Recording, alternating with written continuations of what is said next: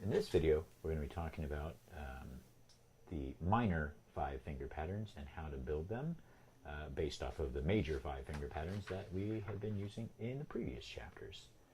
So, major five-finger pattern, we know go from your starting note and then build it up with a whole step, another whole step, a half step, and then a whole step to finish it out. The minor five-finger patterns are not that different. You're really just taking the middle note here and moving it down one half step. So that gives you a whole step and then a half step and then two whole steps on the top. Whole step, whole step. So the minor pattern, again, is whole, half, whole, whole. And it sounds like this when it's ascending and descending up and down.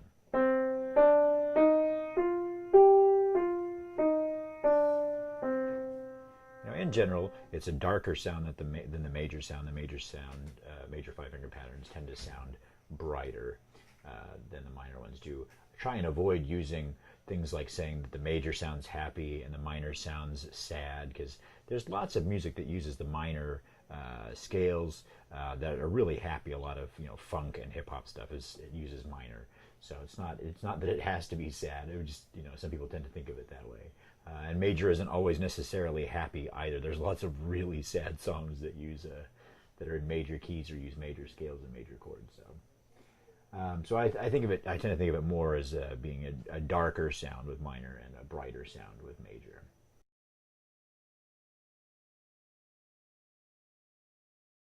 So what I'm gonna do is I'm gonna play the exercise on page 73 of your book. It's exercise number 3-1.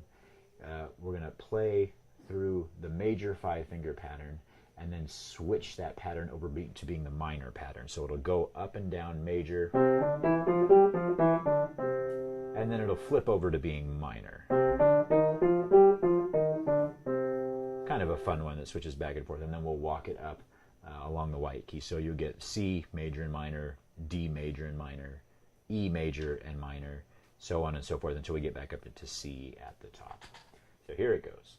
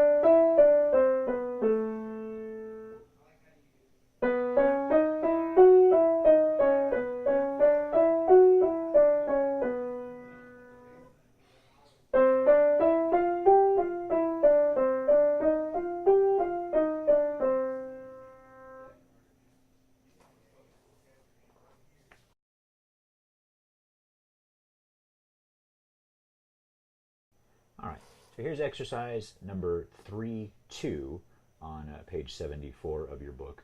This one does all of the black key major and minor five-finger patterns. So it will start on C sharp major and then go to C sharp minor, and then you're going to get E flat major and E flat minor, or D sharp major and D sharp minor, depending on how you like to think about that. F sharp major and minor, or G flat major and minor, A flat major, A flat minor, and then B flat major and B flat minor. And then ending, on C sharp major and minor up at the top. So here's exercise number 3-2.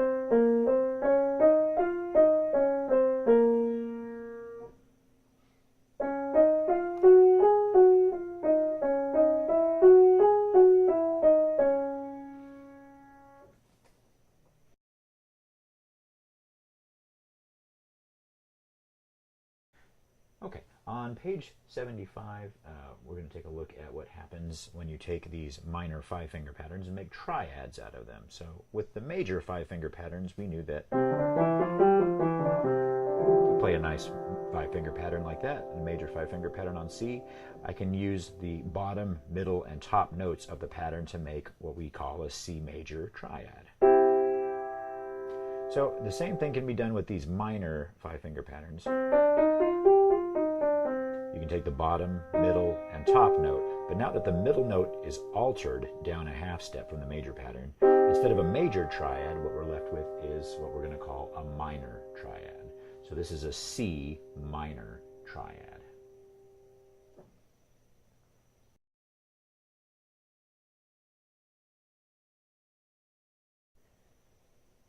If you take a look at exercise number 3-3 on page 75, this is going to have you play the minor five-finger patterns up and down, and then you'll do the broken chord version of it where you arpeggiate the minor triad, and then you'll play it as a block chord.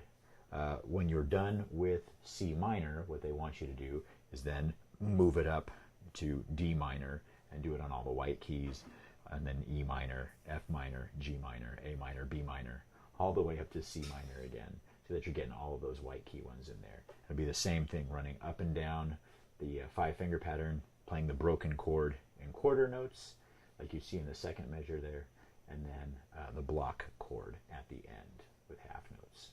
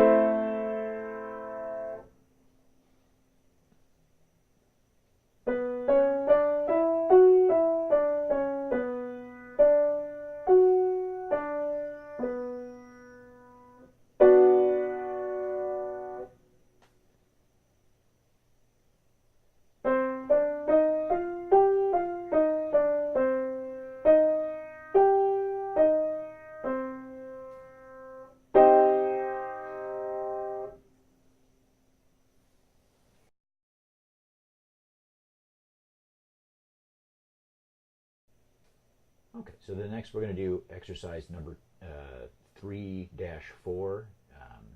It's the second exercise on this page, on page 75. This is one those hand-over-hand exercises where the left hand will start with a triad, and then the right hand is going to pick it up playing the triad a fifth higher, and then your left hand will come over that and do another triad a fifth higher, and so on and so forth, and you'll just keep climbing up the piano. On this exercise, we're going to start on an F minor chord and then end up with a B minor triad at the very end, all the way up here. So here we go. This is exercise number 3-4.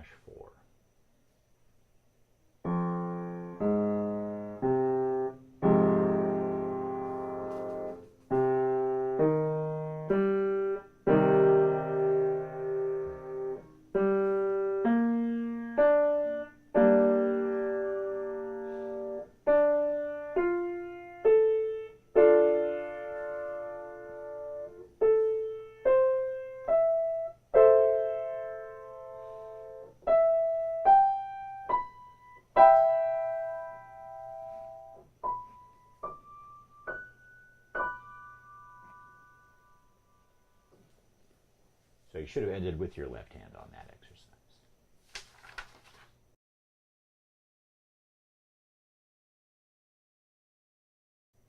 So on page 76, at the top of the page, you're going to see the same type of exercise that we were just doing over on page 75, where you've got the minor 5-finger patterns plus the broken chord and then the block chord. But this time it's going to be on the black keys. So here's that exercise. Starts on the C sharp minor, and it'll run all the way up C sharp minor, E flat minor, F sharp minor, G sharp minor, B flat minor, and then end on the C sharp minor again. So here it goes. This is exercise number 3-5, number 1.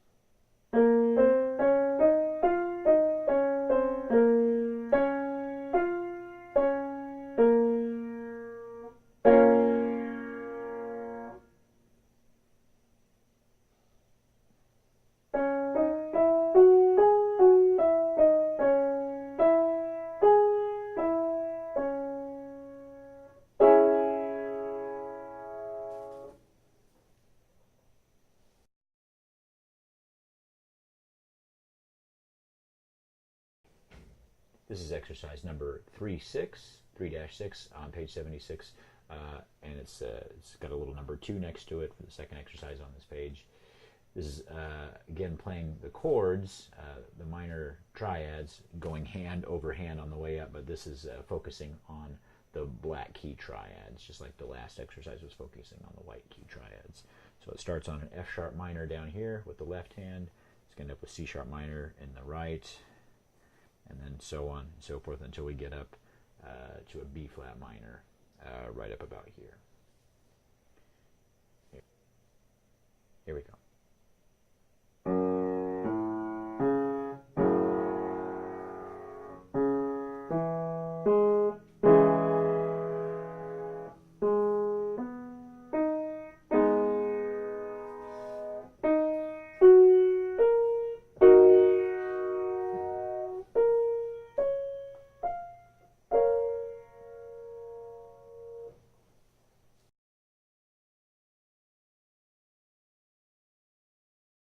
On page 79 in your book, it talks about the relationship between some of these minor 5-finger patterns that we've been playing and and the major 5-finger patterns. Minor keys and major keys have a lot of strange relationships to them. One of the ones that we've been exploring so far is this idea of parallel major and minor, where you're in C major, or you can switch that very easily to being C minor just by dropping that middle note down there.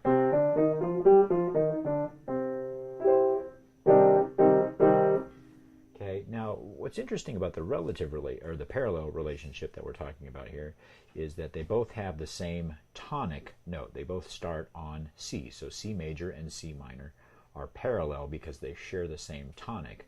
But by the fact that C minor has a different note in it, it has that E flat in it, it means that the key signature for C minor is not going to be the same as it is for C major. So they don't share the same key signature. It's going to have a different key signature to it. So very interesting there. So the relationship that's talked about on page 79, the relative relationship, has to do with finding minor and major keys, 5-finger patterns, that have a matching key signature, but they won't have a matching tonic note. for instance, C major shares the same key signature with A minor, this one down here. So we know that C major has no sharps and no flats in it, and neither does A minor. So they share a key signature between these two, but they don't share the same tonic note. They don't share the same starting note. So that's the difference when we talk about keys that have a relative relationship. So C major and A minor are what we would call relative keys. They're related. If you want to think of it like your cousin, you and your cousin have the same blood in you. These keys have the exact same note makeup in them. They're made of the same notes. It just starts in a different place.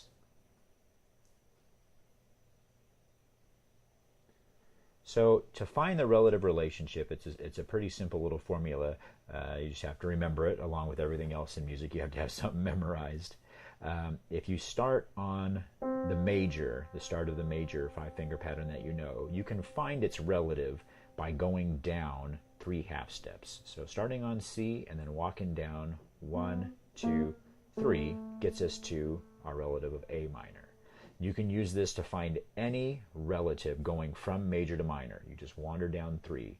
So I know that, for instance, G major right here has the 1 sharp in it, the F sharp in the key signature. Well, the minor that is the relative minor of G major is 3 half steps down from here. It also has an F sharp, the single sharp in its key signature. So you wander down 1, 2, 3.